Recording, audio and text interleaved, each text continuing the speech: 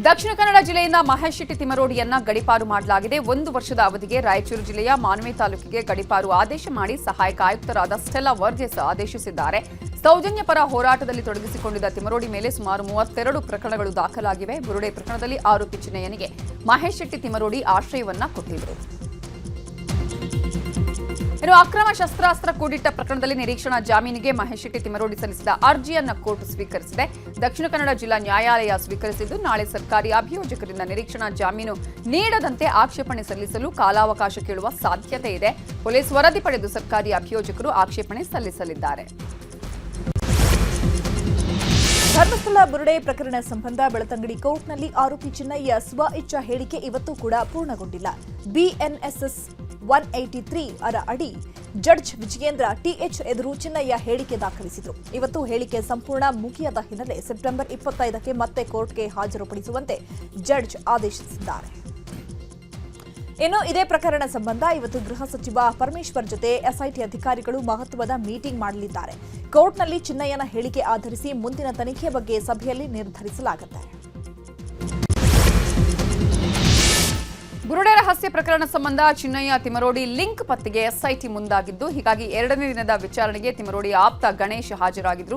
ತಿಮರೋಡಿ ಮೊಬೈಲ್ಗಳನ್ನು ಹ್ಯಾಂಡಲ್ ಮಾಡ್ತಾ ಇದ್ದ ಗಣೇಶ್ 4 ಆಂಡ್ರಾಯ್ಡ್ ಫೋನ್ಗಳನ್ನು ಬಳಸ್ತಾ ಇದ್ದ.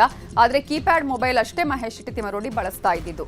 ಚಿನ್ನಯ್ಯ ಜೊತೆಗಿನ ಸಂಬಂಧದ ಬಗ್ಗೆ ಗಣೇಶ್ನ SIT ಅಧಿಕಾರಿಗಳು ವಿಚಾರಣೆ ಮಾಡಿದ್ದಾರೆ. ತಿಮರೋಡಿ ಮನೆಗೆ ಚಿನ್ನಯ್ಯ ಹೇಗ್ ಬಂದ್ರು, ಯಾವಾಗ ಬಂದ್ರು ಅನ್ನೋದ್ರ ಬಗ್ಗೆ ಅಧಿಕಾರಿಗಳು ಮಾಹಿತಿ ಕಲೆ ಹಾಕ್ತಿದ್ದಾರೆ. ಚಿನ್ನಯ್ಯ ತಿಮರೋಡಿ ಸಂಭಾಷಣೆ ಸರಣಿ ಮುಂದುವರೆದಿದೆ. ತಿಮರೋಡಿ ಮನೆಯಲ್ಲಿ ನಡೆದ ಸಂಭಾಷಣೆಯ 14ನೇ ವಿಡಿಯೋ ರಿಲೀಸ್ ಆಗಿದ್ದು, ಸೌಜನ್ಯ ಕೇಸ್ ಬಗ್ಗೆ ಪ್ರಸ್ತಾಪ ಮಾಡಲಾಗಿದೆ. ನೇತ್ರಾವತಿ ಸ್ನಾನಘಟ್ಟ ಬಳಿ ಬೆತ್ತಲೆಯಾಗಿ ಹೆಣ ಸಿಕ್ಕ ವಿಚಾರವನ್ನ ಚಿನ್ನಯ್ಯ ವಿವರಿಸಿದ್ದಾನೆ.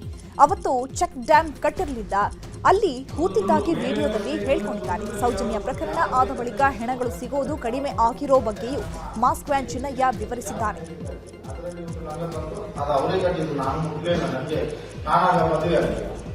ಮತ್ತೆ ಮದುವೆ ನಾನು ಹೋಗಿ ಅದನ್ನು ಹೇಗೆ ಉಂಟು ಲಕ್ಷ್ಮಣ್ ಕಟ್ಟಿವಿ.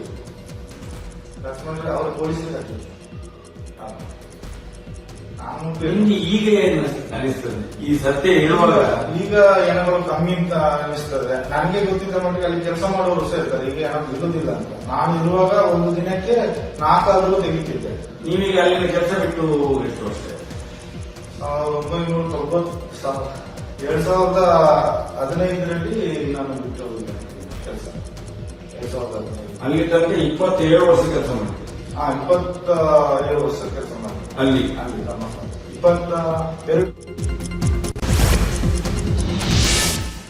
ಚಿನ್ನಯ್ಯ ಕುರಿತು SIT ಇನ್ನೊಂದು ಆಂಗಲ್ನಲ್ಲಿ ತನಿಖೆ ಆರಂಭ ಮಾಡಿದೆ. ಬುರುಡೆ ಕೇಸ್ಗೆ ಫಂಡಿಂಗ್ ಆಗಿರೋ ಬಗ್ಗೆ SIT ಅಧಿಕಾರಿಗಳು ಮಾಹಿತಿ ಕಲೆ ಹಾಕಿದ್ದಾರೆ. ಪ್ರಕರಣಕ್ಕೆ ಫಂಡಿಂಗ್ ಮಾಡಿದವರ ಬೆನ್ನು ಬಿದ್ದಿರೋ SIT ಚಿನ್ನಯ್ಯ ಹಾಗೂ ಆತನ ಪತ್ನಿಯ ಬ್ಯಾಂಕ್ ಖಾತೆಗೆ ಹಣ ವರ್ಗಾವಣೆಯಾಗಿರೋ ಮಾಹಿತಿ ಸಂಗ್ರಹಿಸಿದೆ.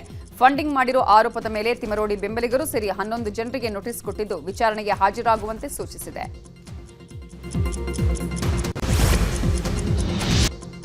ಈಗ ರಾಜಕೀಯ ಸುದ್ದಿಗಳನ್ನು ನೋಡ್ತಾ ಹೋಗೋಣ.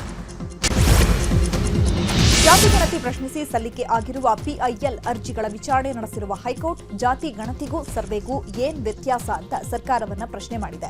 ಸರ್ಕಾರದ ಪರ ವಕೀಲ ಅಭಿಷೇಕ್ ಮನು ಸಿಂಘ್ವಿ ವಾದ ಮಂಡಿಸಿದ್ರು. ಸಮೀಕ್ಷೆ ನಡೆಸಲು ಸರ್ಕಾರಕ್ಕೆ ಇರುವ ಅಧಿಕಾರದ ಬಗ್ಗೆ ವಿವರಣೆ ನೀಡಿದ್ರು. ಸಾಮಾಜಿಕವಾಗಿ ಹಾಗೂ ಶೈಕ್ಷಣಿಕವಾಗಿ ಹಿಂದುಳಿದವರ ಉನ್ನತಿಗಾಗಿ ಈ ಸಮೀಕ್ಷೆ ನಡೆಸಲಾಗ್ತಾ ಇದೆ. ಸಮೀಕ್ಷೆಗೆ ತಡೆ ನೀಡಬಾರದು ಅಂತ ಮನವಿ ಮಾಡಿದ್ದಾರೆ. ಸಮೀಕ್ಷೆಗೆ ಯಾಕೆ ತಡೆ ನೀಡಬಾರದು ಅನ್ನೋದಕ್ಕೆ ಕೆಲವು ಅಂಶಗಳನ್ನು ಉಲ್ಲೇಖಿಸಿದ ಅಭಿಷೇಕ್ ಮನು ಸಿಂಘ್ವಿ, ಮೊದಲ ಬಾರಿ ಇಂತಹ ಸಮೀಕ್ಷೆ ನಡೆಸಲಾಗ್ತಿಲ್ಲ. ಈ ಮುಂಚೆ ಕೂಡ ಇಂತಹ ಹಲವು ಸಮೀಕ್ಷೆಗಳು ನಡೆದಿವೆ. ಹಾವನೂರು ಆಯೋಗ, ವೆಂಕಟಸ್ವಾಮಿ ಆಯೋಗಗಳು ಸಮೀಕ್ಷೆ ನಡೆಸಿದ್ವು ಅಂತ ಅಂಕಿ ಅಂಶವನ್ನ ಸಂಗ್ರಹಿಸಿ ಸರ್ಕಾರ ಯೋಜನೆಗಳನ್ನ ರೂಪಿಸುತ್ತೆ. ಅಂಕಿ ಅಂಶಗಳಿಲ್ಲದೆ ಕಲ್ಯಾಣಕಾರಿ ಯೋಜನೆಗಳನ್ನ ರೂಪಿಸಲು ಆಗೋದಿಲ್ಲ. ತಡೆ ನೀಡಿದ್ರೆ ಇಡೀ ಸರ್ಕಾರದ ಅಧಿಕಾರವನ್ನ ತಡೆದಂತಾಗುತ್ತೆ ಅಂತ ವಾದಿಸಿದ್ದಾರೆ.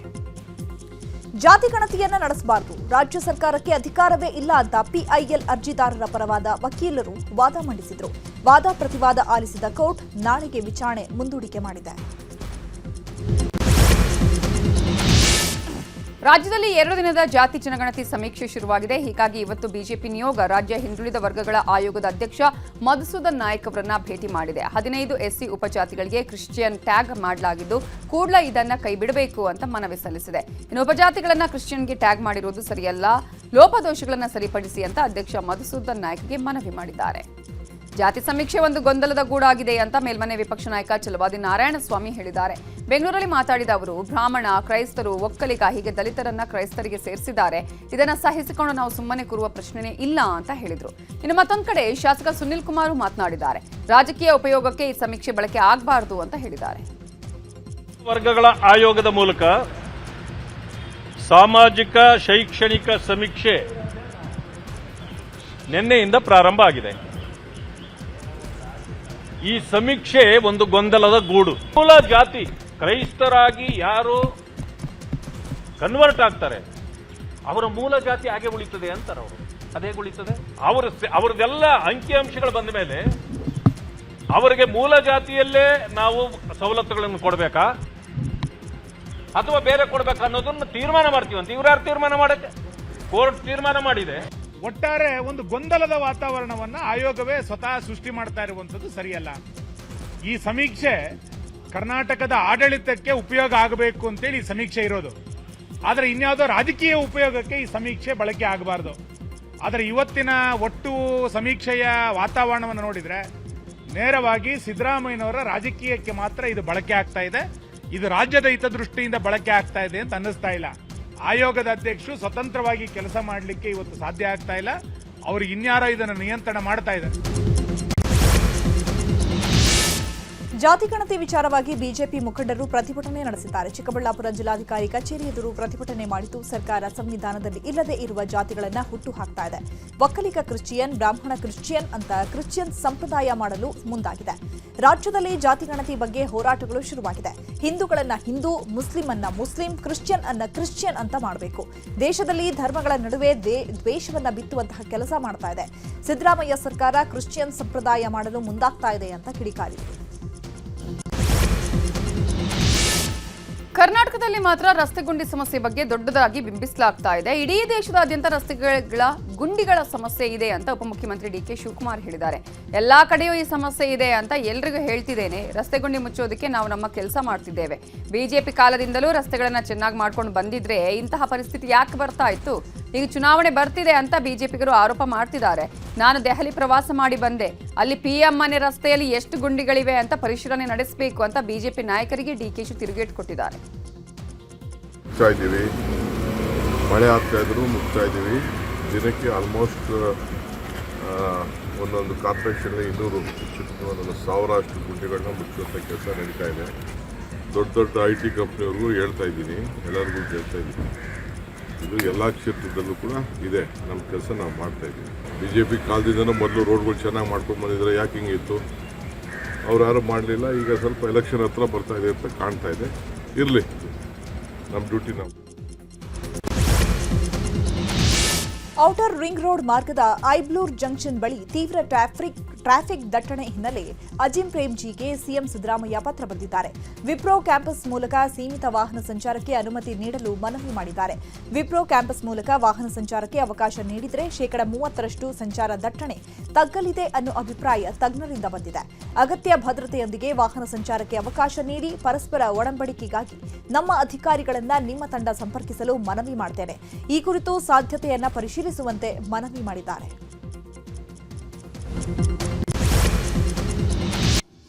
ಈಗ ರಾಜ್ಯದ ವಿದ್ಯಮಾನಗಳನ್ನು ನೋಡೋಣ. ಯಾದಗಿರಿಯಲ್ಲಿ ಭಾರಿ ಮಳೆಯಾಗ್ತಿದೆ. ಎಡಬಿಡದೆ ಸುರಿತಾ ಇರೋ ಮಳೆಯಿಂದ ಭೀಮಾ ನದಿಗೆ 3.5 ಲಕ್ಷ ಕ್ಯೂಸೆಕ್ ನೀರು ರಿಲೀಸ್ ಮಾಡಲಾಗಿದೆ. ಹೀಗಾಗಿ ಅಪಾಯದ ಮಟ್ಟ ಮೀರಿ ಭೀಮಾ ನದಿ ಹರಿತಾ ಇದ್ದು ನದಿ ಪಾತ್ರದ ಗ್ರಾಮಗಳು ಮುಳುಗಡೆಯಾಗೋ ಭೀತಿ ಶುರುವಾಗಿದೆ. ಮತ್ತೊಂದು ಕಡೆ ಮಲ್ಹಾರ ಲಿಂಗೇರಿ ಸೇತುವೆ ಜಲಾವೃತವಾಗಿದೆ, ಸಂಪರ್ಕ ಕಟ್ಟಾಗಿದೆ. ಅಬ್ಬೆ, ತುಮಕೂರ, ಬೀರನಾಳ, ಶಿವನೂರ ಸೇರಿದಂತೆ ಹಲವು ಗ್ರಾಮಗಳಲ್ಲಿ ಜಮೀನಿಗೆ ಅಪಾರ ಪ್ರಮಾಣದ ನೀರು ನುಗ್ಗಿದೆ. ಮಹಾರಾಷ್ಟ್ರದ ಉಜ್ಜಯಿನಿ ಜಲಾಶಯದಿಂದ 2 ಲಕ್ಷ ಕ್ಯೂಸೆಕ್ ನೀರು ಬಿಡುಗಡೆ ಹಿನ್ನೆಲೆ ಕಲಬುರಗಿಯ ಭೀಮಾ ನದಿ ತಟದಲ್ಲಿ ಪ್ರವಾಹ ಪರಿಸ್ಥಿತಿ ನಿರ್ಮಾಣವಾಗಿದೆ. ಅಪಾಯ ಮಟ್ಟ ಮೀರಿ ನದಿ ಹರಿತಾ ಇದ್ದು ಹೋತಿನಮಡು ಗ್ರಾಮಕ್ಕೆ ಜಲ ದಿಗ್ಬಂಧನ ಶುರುವಾಗಿದೆ. ಇತ್ತ ಚಿತ್ತಾಪುರ ತಾಲೂಕಿನ ಸೂಗೂರ ಎನ್ ಗ್ರಾಮದಲ್ಲಿ ನಿರಂತರ ಮಳೆಗೆ ಮನೆ ಗೋಡೆ ಕುಸಿದು ಬಿದ್ದಿದೆ. ಉಮಾದೇವಿ ಸೇರಿ 2 ಮಕ್ಕಳು ಅಪಾಯದಿಂದ ಪಾರಾಗಿದ್ದು ಪಕ್ಕದ ಮನೆಯಲ್ಲಿ ಆಶ್ರಯ ಪಡೆದಿದ್ದಾರೆ. ನಾಡಹಬ್ಬ ದಸರಾ ಹಿನ್ನೆಲೆ ಮೈಸೂರು ಪರಂಪರೆ ಸಾರುವ ಕೇಕ್ ಶೋಗೆ ಇವತ್ತು ನಟಿ ರಚಿತಾ ರಾಮ್ ಚಾಲನೆ ಕೊಟ್ಟರು. ಚಾಮರಾಜೇಂದ್ರ ಸ್ಕೂಲ್ ಫಾರ್ ಎಕ್ಸಲೆನ್ಸ್ನಲ್ಲಿ 15 ದಿನಗಳ ಕಾಲ ಕೇಕ್ ಶೋ ಇರಲಿದೆ. ದೊಡ್ಡ ಗಡಿಯಾರ, ಅಂಬಾರಿ ಹೊತ್ತ ಆನೆಗಳು, ಅರಮನೆ ಕೃಷ್ಣರಾಜ ಅಣೆಕಟ್ಟು ಸೇರಿದಂತೆ ವಿವಿಧ ಬಗೆಯ ಕೇಕ್ಗಳು ಗಮನ ಸೆಳೀತಾ ಇದೆ.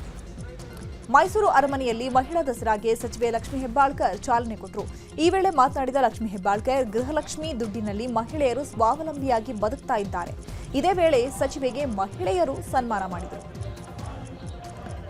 ಇನ್ನು ಅರಮನೆಯಲ್ಲಿ ಇವತ್ತು ಗಜಪಡೆಗೆ 3ನೇ ಸುತ್ತಿನ ತಾಲೀಮು ನಡೆಸಲಾಯಿತು. 14 ಆನೆಗಳು ಸೇರಿದಂತೆ ಅಶ್ವಾರೋಹಿ ದಳದ ಕುದುರೆಗಳು ಪಾಲ್ಗೊಂಡಿದ್ವು.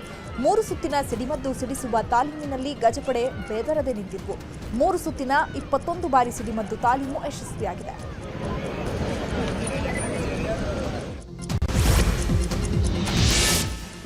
ದಸರಾ ಹಿನ್ನೆಲೆ ಸಾಂಕೇತಿಕವಾಗಿ ಮಂಡ್ಯ ಜಿಲ್ಲೆಯ ಕೆಆರ್ಎಸ್ನಲ್ಲಿ ಕಾವೇರಿ ಆರತಿ ನಡೆಯಲಿದೆ. ಸೆಪ್ಟೆಂಬರ್ 26ರಿಂದ ಸೆಪ್ಟೆಂಬರ್ 28ರವರೆಗೆ ಅದ್ದೂರಿಯಾಗಿ ಕಾವೇರಿ ಆರತಿ ನಡೆಯಲಿದ್ದು ಡಿಸಿಎಂ ಡಿಕೆ ಶಿವಕುಮಾರ್ ಚಾಲನೆ ನೀಡಲಿದ್ದಾರೆ. ಇನ್ನು ಶ್ರೀರಂಗಪಟ್ಟಣ ದಸರಾವನ್ನ ಚಲನಚಿತ್ರ ನಿರ್ದೇಶಕ ಟಿಎಸ್ ನಾಗಾಭರಣ ಉದ್ಘಾಟಿಸಲಿದ್ದಾರೆ. ಶ್ರೀರಂಗಪಟ್ಟಣ ದಸರಾಗೆ 3 ಆನೆಗಳು ಬರುತ್ತವೆ. ಶ್ರೀರಂಗಪಟ್ಟಣ ದಸರಾ ವೀಕ್ಷಣೆಗೆ ಪ್ರತಿ ಹಳ್ಳಿಗಳಿಗೆ ಬಸ್ ವ್ಯವಸ್ಥೆ ಕಲ್ಪಿಸಲು ನಿರ್ಧರಿಸಲಾಗಿದೆ ಅಂತ ಶಾಸಕ ರಮೇಶ್ ಬಾಬು ಬಂಡಿಸಿದ್ದೇಗೌಡ ಹೇಳಿದ್ದಾರೆ.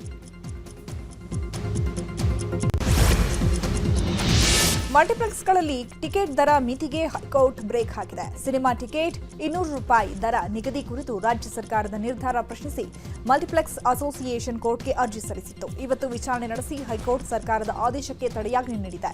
ಇದರಿಂದ ಸರ್ಕಾರಕ್ಕೆ ಭಾರೀ ಹಿನ್ನಡೆಯಾದಂತಾಗಿದೆ.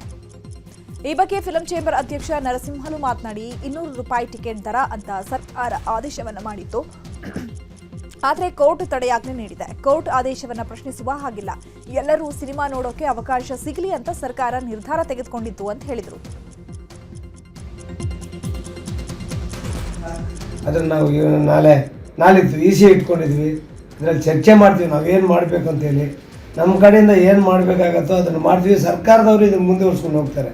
ಸರ್ಕಾರಕ್ಕೆ ಅವರು ಮಧ್ಯಂತರ ಇದು ಕೊಟ್ಟಿದ್ದಾರೆ, ಸ್ಟೇ ಕೊಟ್ಟಿದ್ದಾರೆ. ಅದು ಇದು ಮಾಡೋಕೆ ಅವರು ಪ್ರಯತ್ನ ಮಾಡ್ತಾರೆ. ನಮ್ಮ ಇಂಡಸ್ಟ್ರಿ ಕಡೆಗೆ ನಮ್ಮ ಜೊತೆಗೆ ಎಲ್ಲ ಸ್ಟೇಟ್ ಅವರು ಸೇರ್ತೀವಿ ಅಂತ ಹೇಳಿದ್ದಾರೆ. 4 ಸ್ಟೇಟು ನಿಮ್ಮ ಜೊತೆಗಿರ್ತೀವಿ, ನಿಮ್ಗೆ ಯಾವ ರೀತಿ ಸಪೋರ್ಟ್ ಮಾಡಬೇಕು ಮಾಡ್ತೀವಿ ಅಂತಲೂ ಹೇಳಿದ್ದಾರೆ. ನಮ್ಮ EC ಅವ್ರ ಜೊತೆಗೂ ಸಂಪರ್ಕ ತಗೊಂಡು ನಾವು ಮಾತಾಡ್ತೀವಿ ಸರ್. ನಾವೇನು ಮಾಡೋಕ್ಕಾಗಲ್ಲ.